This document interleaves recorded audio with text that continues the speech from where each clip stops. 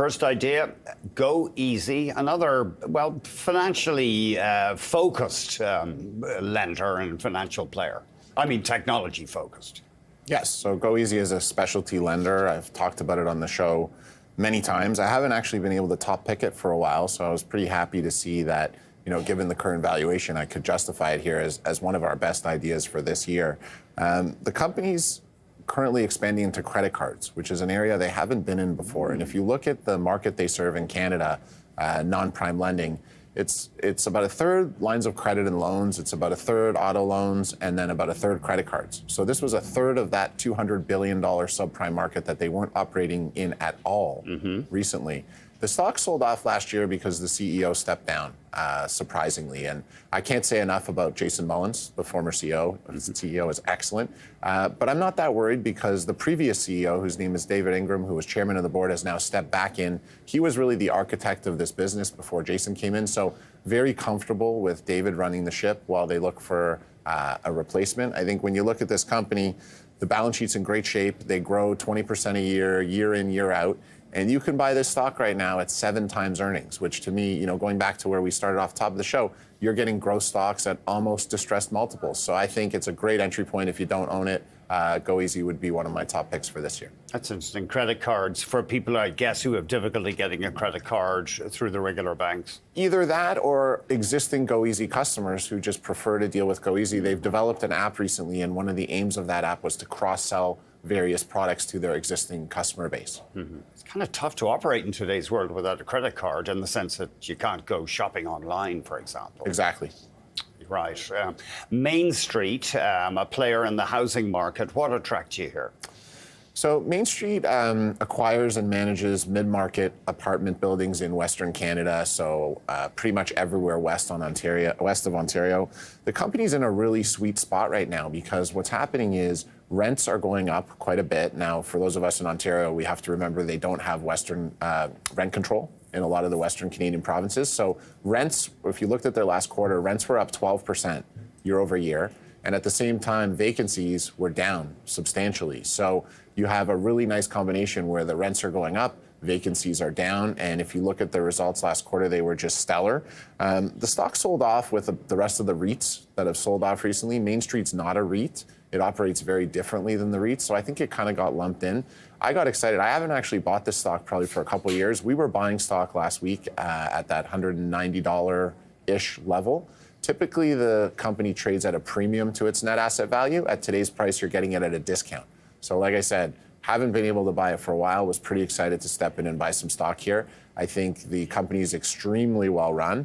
They haven't raised $1 of equity in 20 years, and the company's compounded at, I believe it's 18% annually for 20 years. So one of the best compounders in Canada that people typically haven't heard of.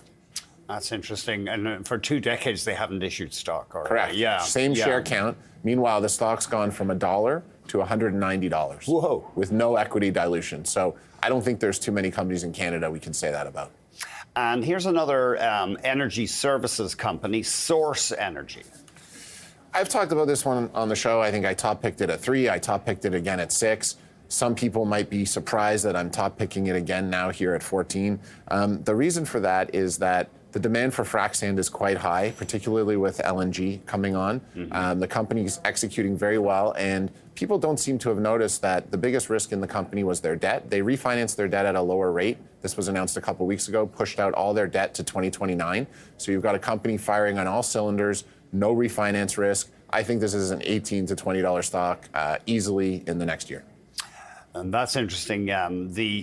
Maybe we can have a look at a 5-year chart. So that's one of their big specialties, frac sand. It is their specialty. Oh, I see. They are Canada's largest provider of frac sand. Right. And of course, that's a volume business. The industry as a whole uses millions of tons of this stuff. Well, and keep in mind, we have a U.S. government and a Canadian government that I think is going to be much more pro-energy. And not only that, we saw a takeout in the space last year that would value Source at about $30 a share.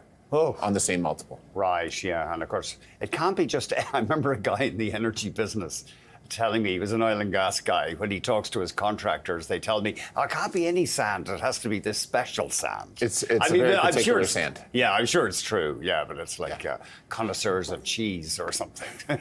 Not all sand is the same. Anyway, Jordan, always fun. Thank you very much indeed. Thank you so much for having me. Jordan Zinberg. Let's have a quick look at the markets before we go.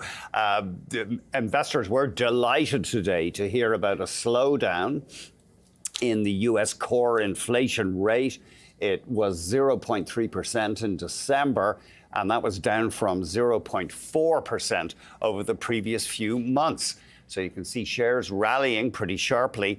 I'm just looking at some stocks on the move here in Toronto. Celestica, CLS in Toronto, looks like another record high for that one. And oh, there's the TSX Composite. I thought I got CLS wrong there. So the TSX, like the S&P 500, still down from its record high of early December.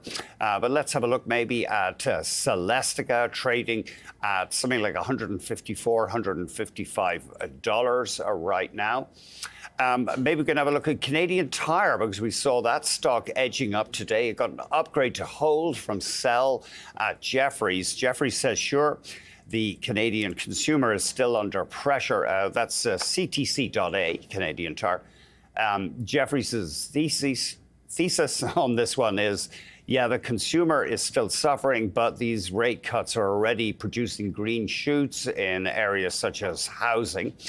Enbridge is popular again, ENB. And of course, that company, with its vast pipeline network on both sides of the border, has said it's getting ready for an upturn in drilling under incoming president, U.S. President Donald Trump. We've also seen Gildan Activewear. I'm thinking that this one is now trading at new record highs.